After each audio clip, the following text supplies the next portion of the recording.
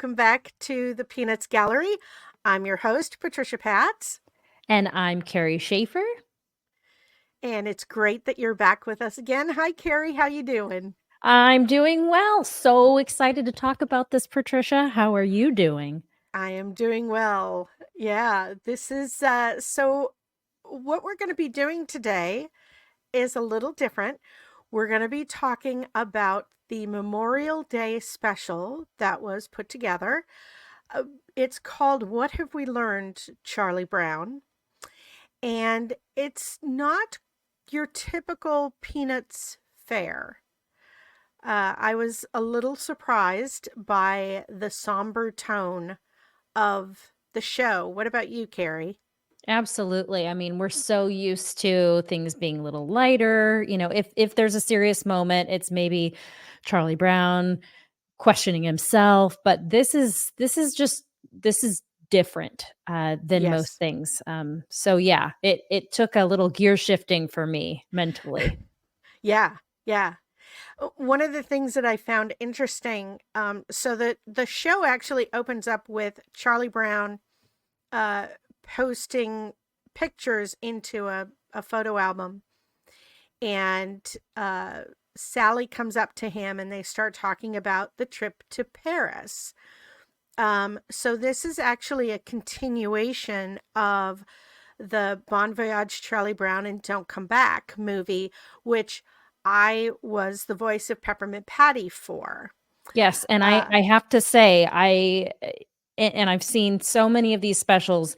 I will say, and I'm not alone in this, that you are absolutely oh, brilliant in Bon Voyage, Charlie Brown, and Don't Come Back, and as are the other cast. I mean, like this one is so well cast. It is thank chef's you. kiss. Hmm. Thank you. Yeah, I loved doing it.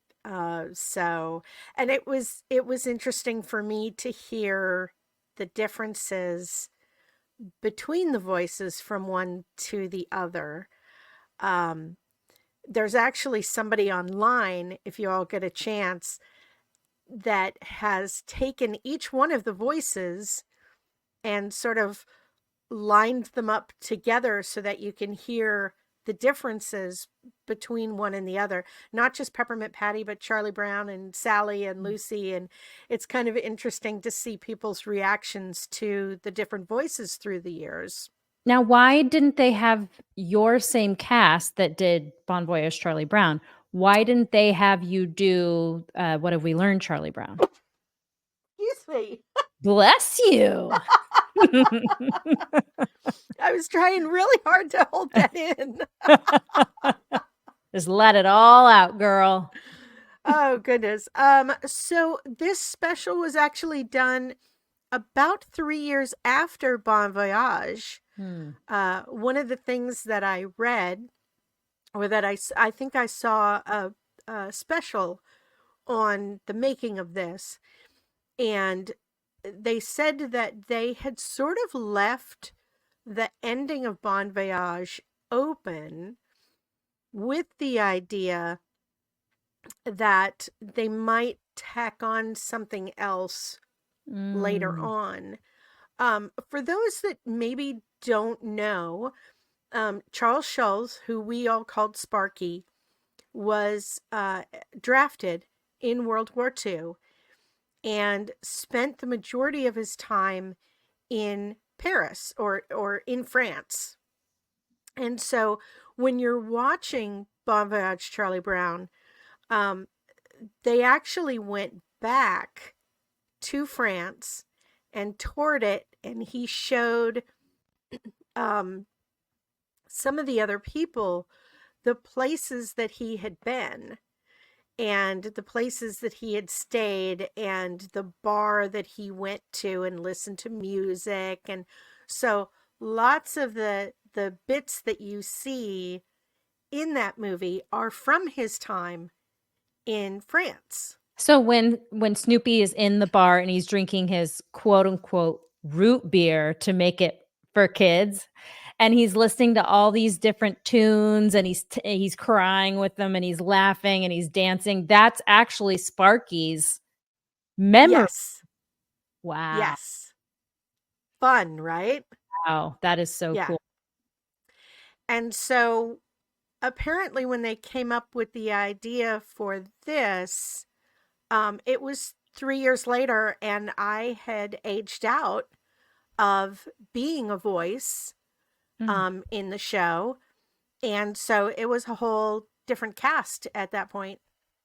In fact, Charlie Brown is Brad Keston, who at some point in the future will be a guest on the show. Oh, Uh, awesome.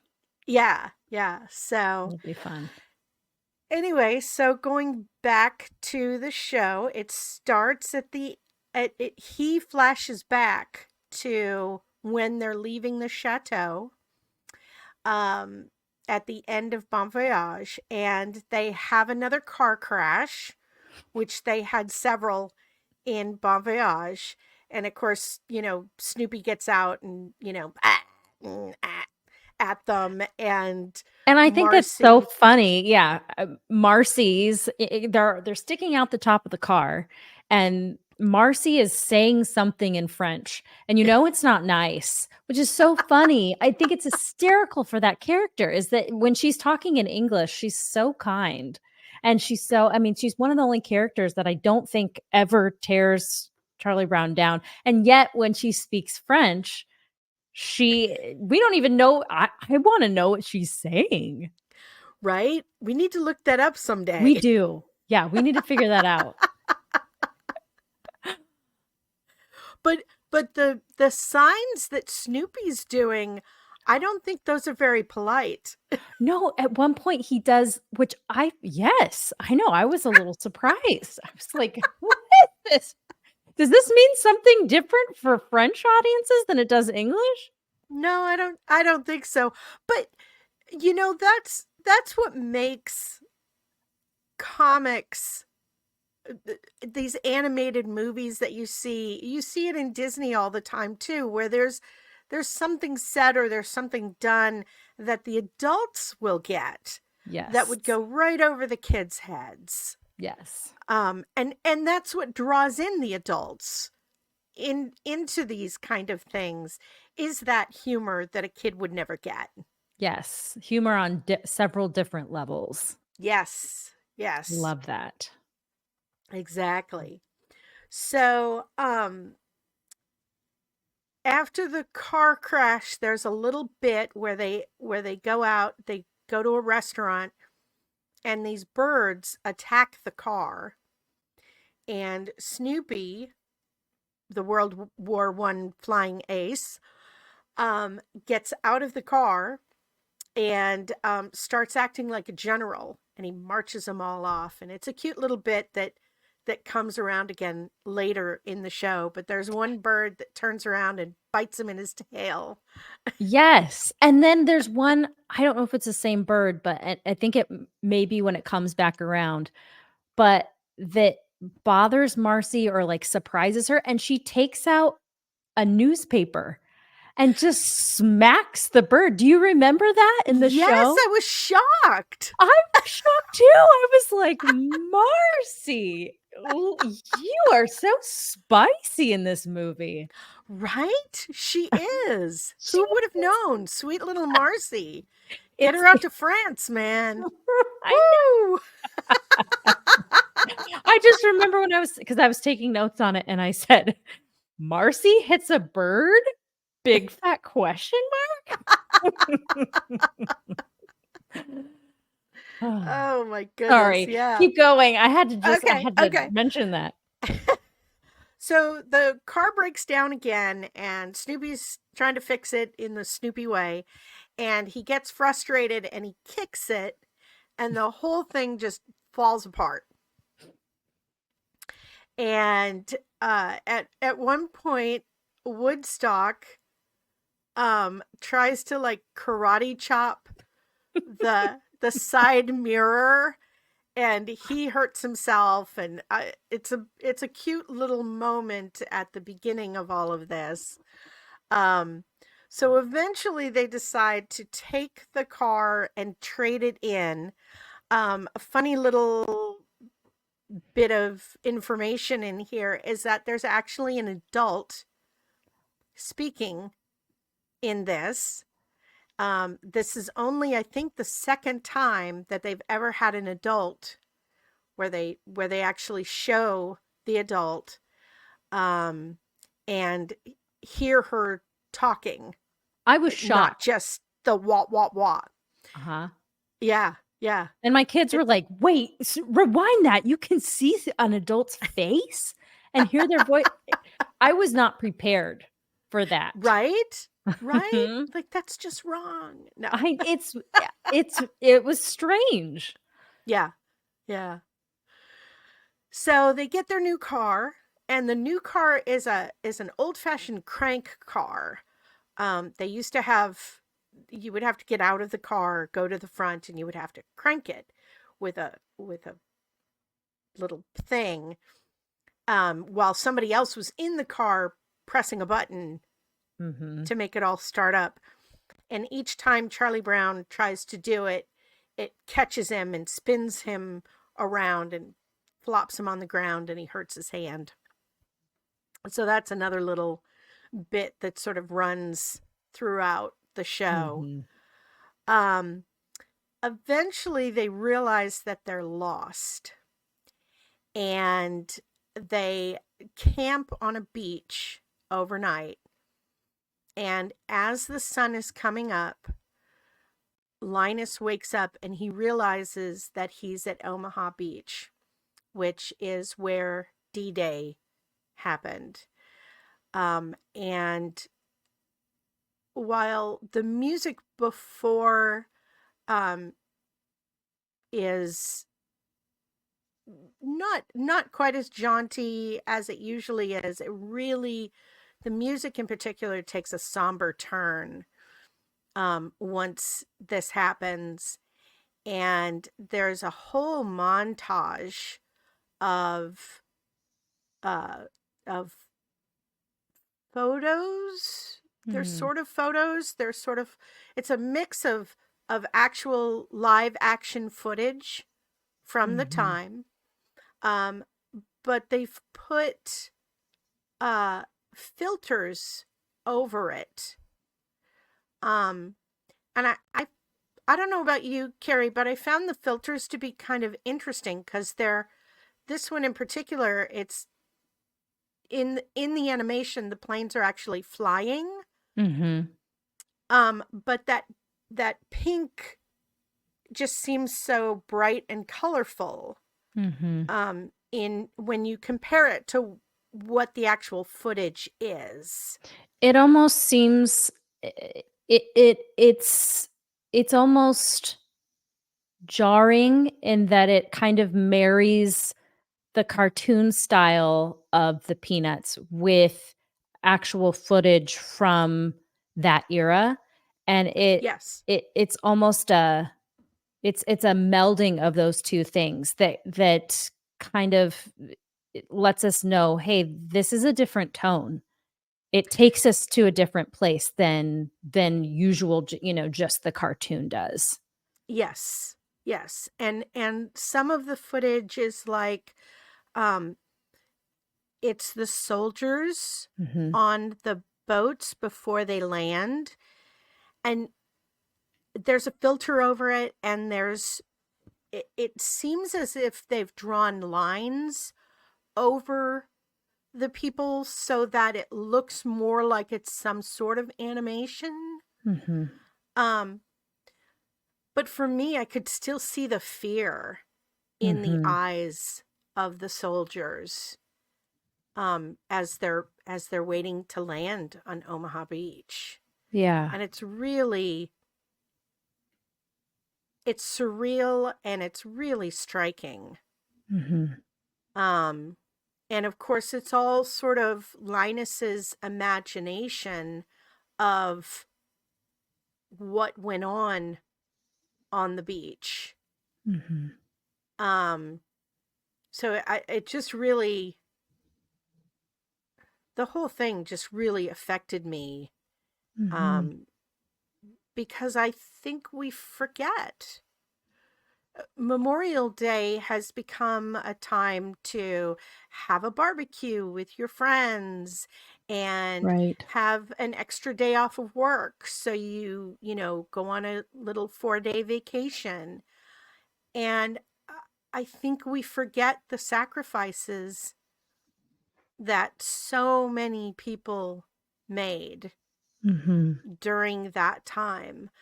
Yeah. I don't know about you, Carrie, but I have a lot of military members in my family. Mhm. My father was in the Korean War.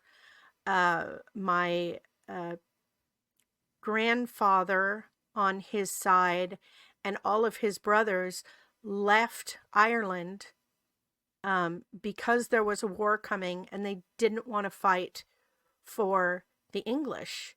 Wow. Because in those days, the Irish would have just been cannon fodder. They would Mhm. have been the first in line, and their father didn't want them to do that. So they came to the United States, and then they all signed up for the military in the United Wow. States and fought for the United States. Hmm.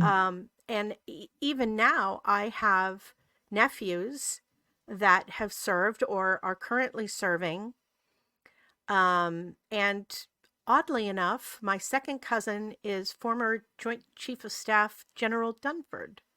Oh, wow. Wow. So, so yeah, yeah. So lots of military people in my Mhm. family, and yet I am guilty as much as anyone of forgetting the importance of Memorial Day and what it signifies.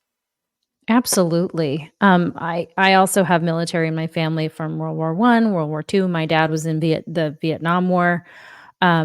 And it's interesting. I never got to hear my great uncles or my grandfather talk about war, but my dad is is really he's a pretty lighthearted person in general, but when it comes to talking about his experience in war, there is a very decided tone shift that happens Mm, where, I think yeah, a lot he grew up watching, combat and kind of all of these glamorizing war, and then something happened when he right. went. He experienced suffering on a level that you just don't experience during non-war times, Yeah, and, and and there really is I think in this special, it seems like they're trying to capture the gravity of what it means to fight for one's country and fight for one's yes, people. And yes, boy, does it that with that and we'll get to that last question that Linus asks at the end. That's just like you said earlier, a gut punch. yeah, Um, but yeah, I think it's important, and with Schultz kind of communicating to younger generations, to every generation, but through the medium of comics, um, trying to communicate to children and younger people who've not been in a war situation that remember, and in the remembering, it's almost like maybe we'll avoid stepping in those same potholes that got us to those wars in the first place. right, right. So, Um, so the next thing is once everybody is up, um, Linus tells them the story of Omaha Beach. mm, And one of his lines is thousands of men came ashore right here where you're standing. It was terrible. I read that by 10:30 in the morning, over 3,000 men had been killed or wounded. hmm, Just, that's a and staggering number. it is, it is. Mm, Um, and they, he shows them the turrets where, um, uh, if I'm remembering correctly, it's the Germans mhm, that had built the turrets. And as the men were leaving the boats, Um, as soon as the I don't even know what it's called, but like the back of a trailer or a back Mhm. of a truck that would lay down, they would just start shooting at them. So they weren't Mhm. some of them weren't even getting off the boat before they were killed. Um, Well, and we were talking before this, before we pressed record that, you had mentioned that these men, a lot of them knew what they were yes. going to do, which, they knew that they were going to die, Yes. and still being able to, like, you did it anyway. You made Yes. that choice to lay down your life for your country, and Yeah. I I don't that would be just mentally, psychologically, the place you would have to be in to accept that, knowing that when that gate came down, in a matter of seconds, you could be shot. I Yeah. I don't know how you even mentally prepare for a thing like that. Yeah. I don't know either. I mean, I've never been put in a situation like that, and I Mhm, pray that I never am. mhm. Yeah. Um, so they go up the hill to the actual cemetery. And the pictures of the cemetery are really quite stunning. Mhm, It really I would love to go there someday mhm, and pay tribute to these men who gave this ultimate sacrifice. Um, the hundreds of crosses that are there, mhm, and in the show they're standing in this cemetery and they're not saying anything. mhm, Um, uh, the next part of the show, um, well, then Linus starts talking about the they built an artificial port once they won the battle. They built an artificial port out in the ocean, and just a few weeks later there was a massive storm that came through and destroyed all the work that they had done. ah, Yeah. And so the the next part that they go to is it's at the top of La Pointe de Hoc. mhm. I'm probably saying that wrong. Sounds Um, good to me. but Linus tells them that the United States Army Ranger Assault Group posted a sign on the hillside, and Marcy actually reads the sign. It says, "Here remain combatants. The battle, in its chaos, has united them for eternity." Mm. That one was It's interesting that they chose to put those specific words on that sign, because it's not even saying, here's the good army and here's the bad army, and they died, and look at the bravery of the good army, and how terrible the bad army is. It doesn't do that at all. It says, Yes. here are people that fought, essentially, and Yes. here they lie because of this war, together forever. And I thought that was beautiful when she read that, because it Yeah. really highlights the humanity on both sides, that Yeah. both sides lost it, it Yes. that war is chaos for both sides, for everybody involved. A- And I think it's easy for us to make ourselves be the heroes Mhm, and the other guys the enemies, and yet somebody loved them. They mhm, had mothers and fathers, they had wives, they had children, and so many of them weren't given a choice to mhm, fight or not to fight. I think for Americans, the war was a little different in that we felt united after what happened in Pearl Harbor. mhm, Um, but I don't know that the majority of people fighting for Germany had that sort of um, need to be honorable mm, that I think Americans had, and certainly there's always some.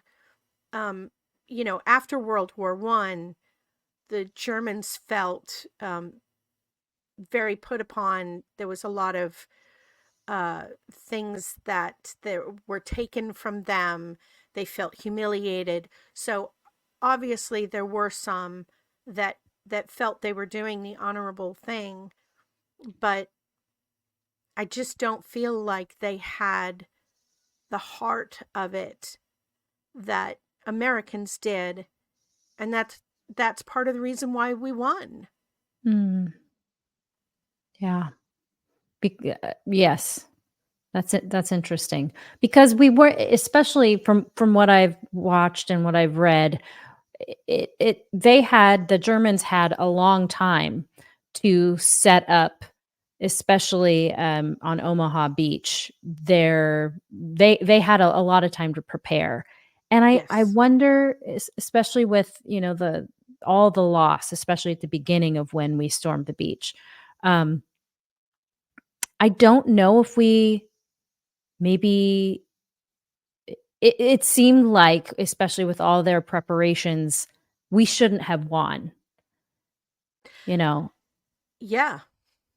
And Yeah. it seems like there is a big heart component in that when you have hope and when you have a purpose that's honorable, Yeah. maybe that really does help your cause in a way that it defies the numbers on the page, I guess.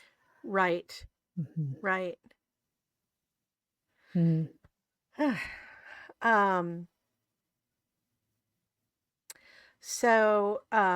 this is where the next part is where they're led to the cemeteries, and um, the they later go to a restaurant nearby, and Linus really goes into detail about how bad um, the that this was, Mhm. um, and for a kid show to go into some of the details that he does. Mhm.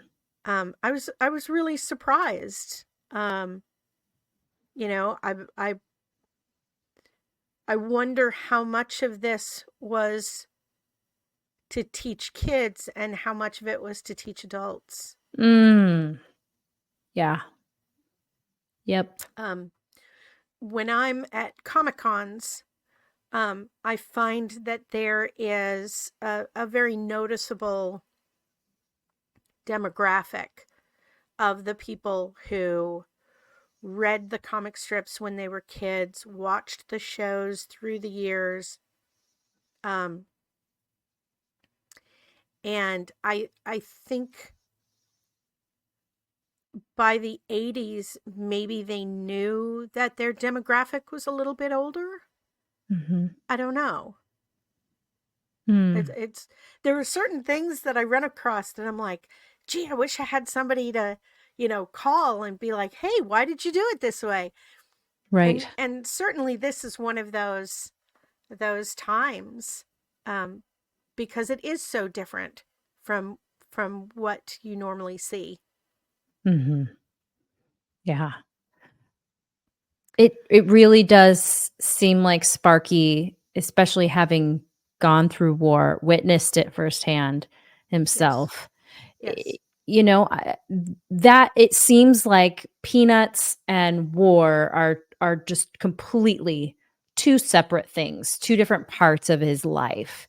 And I think Yes. maybe in this, he's trying to say, "Look, they're c they're they're closer than you would think, and a lot of the messages are very similar, and I wanna bring those 2 things close together because I don't want people to forget. And I'm gonna use this medium to ensure, at least in part, that they don't, and Yeah. we're all better for it." Yeah. Oh, boy. This is a heavy one, y'all. This is This a is a heavy one. It Yep. is. Um, Yeah. so, uh, at the next thing that happens is that Linus leads them to a hilltop, which is where the British came ashore. And they climb up onto a tank that is there on the hillside, and he points out another artificial port that did manage to survive the horrible storm that took out the other one. Um, and uh, the sort of the last scene of the story, the kids head up to Ypres, Mhm. and it was apparently the site of many battles for World War I. And he shows them a field of red poppies. And apparently, the legend is that the poppies started white, and that with the blood that ran in this area, the poppies changed to red with a cross in the center of it for all of the people that died. Mm. And so they go to a like an area where there was like a hospital for the wounded as the war was going on, and they walk through the trenches, and they're looking at the fields of poppies, and the red is so beautiful. um but to again see that representation of loss of life, it just really is striking in this moment, and the kids are so quiet through it all. um and this is the part where so in this area is where um Colonel McCrae wrote the poem In Flanders Fields. Um, and I'm going to pop that up. And Carrie, if you wouldn't Mhm. mind. In Flanders Fields by John McCrae. In Flanders Fields the poppies blow between the crosses, row on row, that mark our place, and in the sky the larks still bravely singing fly, scarce heard amid the guns below. We are the dead, short days ago. We lived, felt dawn, saw sunset glow, loved and were loved, and now we lie in Flanders Fields. Take up our quarrel with the foe. To you from failing hands we throw the torch. Be yours to hold it high. If ye break faith with us who die, we shall not sleep, though poppies grow in Flanders Fields. Mm.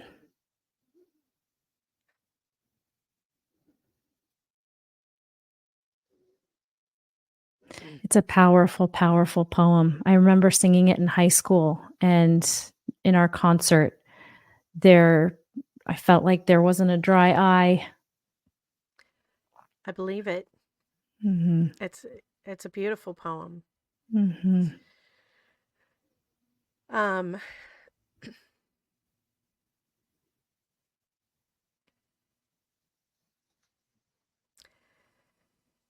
there's also makeshift grave markers and images of happier times that are going on while this is being read. Uh, and as they're leaving the cemetery, Linus asks the question, "What have we learned, Charlie Brown?" Mm. And that to me was a gut punch. Mhm. It's at the beginning of the movie, I really thought it was, what have we learned? Hey, what did you Mhm. learn? No big deal, right? Mhm. And that moment, what have we learned? We're still in wars.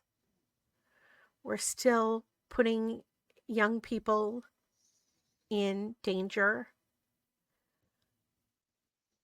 What did we learn? Mhm. And I've tried with this show to make it be happy and something to learn from, and uh but Memorial Day is a moment to reflect on those people that came before us and gave their lives. And whew, Mhm. I really wasn't expecting that from a peanut special. Just goes to show you, peanuts will surprise you. Every time. Mhm. That's right. It's really I'm totally with you. At the beginning, it's a different question, when Yeah, Sally asks, "What have you learned, Charlie Brown?" "Tell me about it, yeah, big brother." And then by the end, it's almost Linus looking at us and saying, "What have we learned?" yeah, yeah, As not just people who enjoy reading and watching Peanuts, but what have you learned, human race, yeah, about what you're doing here on this planet and how we yeah, treat other people and what are we even here for? Think yeah, about that for a little bit the next time you want to